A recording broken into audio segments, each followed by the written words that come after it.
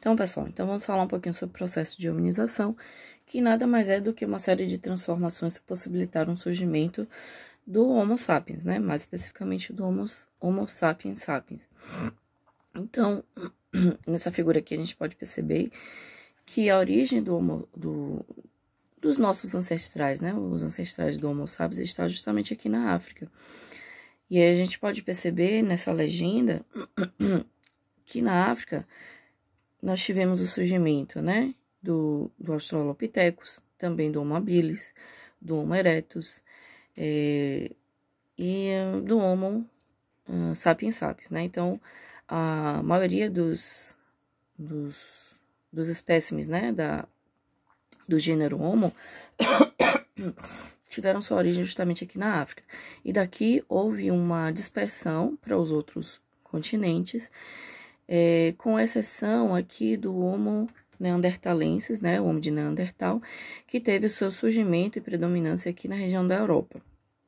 Fora isso, os outros grupos eles foram se espalhando aqui, principalmente por esse estreito aqui do Oriente Médio, dominaram a Ásia, passaram, né, pelo Estreito de Bering, essa foto não está mostrando, mas foi assim que colonizou, no caso, a América, né? A principal teoria, ela afirma que a América ela foi colonizada por povos que chegaram da Ásia, atravessaram o Estreito de Bering, principalmente na época da Era do Gelo, em que a gente...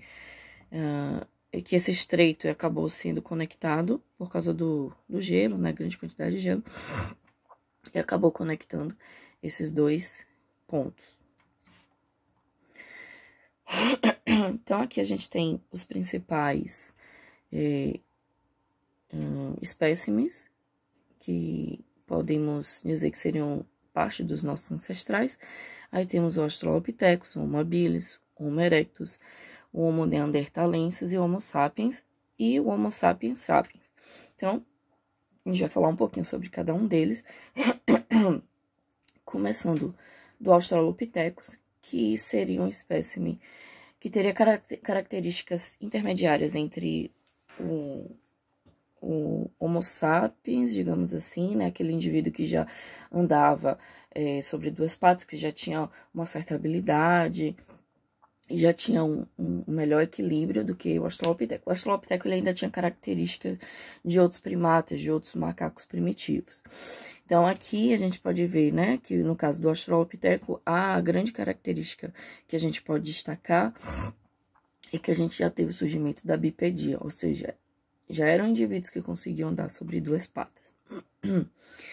No caso do Homo habilis, a principal característica, além de dominar, né, de conseguir andar sobre duas patas, permitindo com que as mãos ficassem livres, né, para poder manusear objetos, enfim, ele conseguia também fabricar instrumentos. Então, ele já tinha a habilidade de conseguir fabricar diversos instrumentos.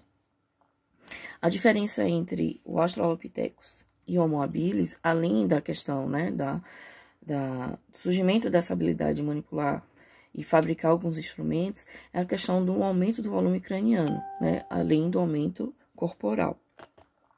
E aí temos o Homo erectus, que a diferença principal é essa capacidade de um melhor equilíbrio sobre duas patas, além de ter sido a primeira espécie no qual os cientistas têm registro de terem dominado o fogo, né? Conseguiam já ter um certo nível de sociabilidade, a partir de registros que indicam que eles formavam acampamentos ao ar livre ou viviam em grutas, e é nessa espécie que a gente tem os primeiros registros das primeiras formas de linguagem, tá? E aí vem o Homo neanderthalensis, né, Homo de Neandertal, que conhece-se, né, por conseguir produzir instrumentos que eram mais sofisticados, como algumas adaptações aos seus instrumentos, como a adição de pontas de lança, né, que permitiam com que houvesse uma maior eficiência no seu processo de caçada, por exemplo. E é no Homo de Neanderthalensis que tem registro do sepultamento dos indivíduos do grupo, né, os primeiros enterramentos, digamos assim, que já tinha, acredita-se que ele já tinha uma certa noção a respeito da vida após a morte, que é evidenciado pelo fato de eles encontrarem indivíduos de Homo neandertal sepultados com alguns objetos. Então, por isso que eles levaram a essa conclusão de que eles já tinham uma ideia, assim, todo um cuidado a respeito dos seus mortos e uma possível ideia sobre uma vida após a morte. E aí a gente tem o Homo sapiens, que não está representado aqui, mas seria, digamos assim, né, o Homo é o homem muito próximo da gente, né, que teria surgido aproximadamente aí 50 mil anos. Mas 50 mil anos não, mais do que isso, eu não lembro agora. A gente teve, a partir do Homo sapiens, uma série de modificações que levaram ao surgimento dessa subespécie, que é o Homo sapiens sapiens, que é o homem moderno. Então, esse homem moderno, ele já tinha a capacidade de produzir instrumentos muito mais sofisticados e diversificados, né? Instrumentos como propulsores, arpão, e é nessa espécie que a gente já tinha o registro das primeiras manifestações artísticas. Então, aqui nessa figura a gente pode perceber que houve, sim, uma evolução e uma modificação à medida que a gente tem o surgimento dessas espécies, principalmente no que se refere, né, a uma melhoria da habilidade manual, um desenvolvimento cerebral, como vocês podem observar, o volume craniano vai aumentando desde o Australopithecus até o Homo sapiens sapiens, né, variando de 500 centímetros cúbicos, né, de um volume de 500 centímetros cúbicos até um volume de 1.500 centímetros cúbicos. Então, a gente pode perceber que essas habilidades e essas diferenças foram surgindo principalmente associada com a modificação e o aumento, né, dessa encefalização, do aumento desse volume craniano. Só que, como está sendo mostrado aqui na figura, a gente acaba tendo uma ideia errônea de que a evolução dessas espécies, elas foram de forma linear, aconteceram de forma linear, o que é errado.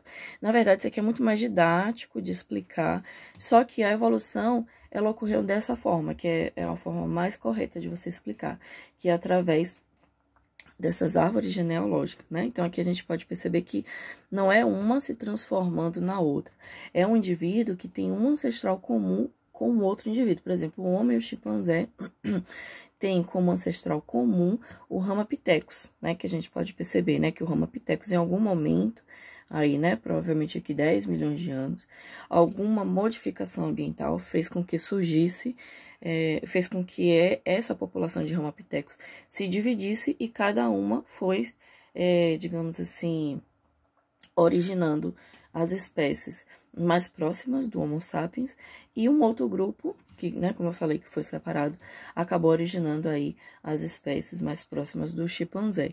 Então, não é uma se transformando na outra, que vai se transformando na outra, não. A gente vai ter um ancestral comum, que, como a gente já falou em sala, devido a um processo de especiação, né, alguma catástrofe ambiental, forçou a divisão dessa população ao ponto que ela modificou tanto suas características a partir dessa divisão, né, ao longo do tempo, e que deu origem e acabou dando origem a espécies diferentes, né? Assim, da mesma forma que o ramo que deu origem a todo esse grupo aqui, orangotango, gorila, chimpanzé e homem, tem o mesmo ancestral comum que um outro grupo de macaco, que é o que a gente chama de gibão, tá? Que aí teria como ancestral comum o Dryopithecus, tá? E por aí vai. Então, aqui a gente tem, mais especificamente, né, para a espécie de Homo sapiens, essa árvore genealógica que mostra, né, quais seriam os ancestrais mais específicos para o Homo sapiens, né, o Homo sapiens sapiens.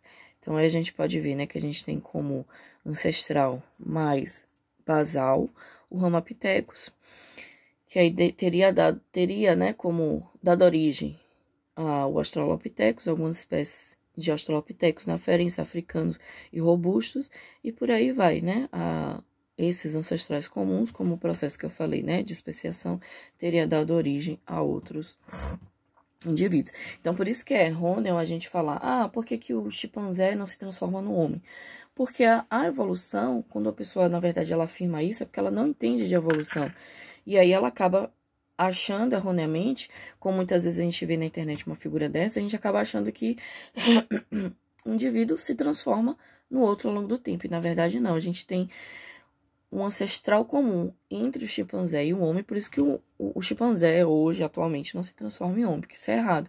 A evolução ela não funciona dessa forma. A evolução, a gente vai ter um ancestral comum, que aí, né, como eu falei, a partir das diversas modificações vai surgir o chimpanzé e o homem. Então, a gente não vai ter o gorila se transformando no chimpanzé, o chimpanzé se transformando no homem. Não existe, é errado, porque a evolução, ela funciona dessa forma. A partir de um ancestral comum, a gente vai ter várias divisões e o surgimento dos diversos indivíduos.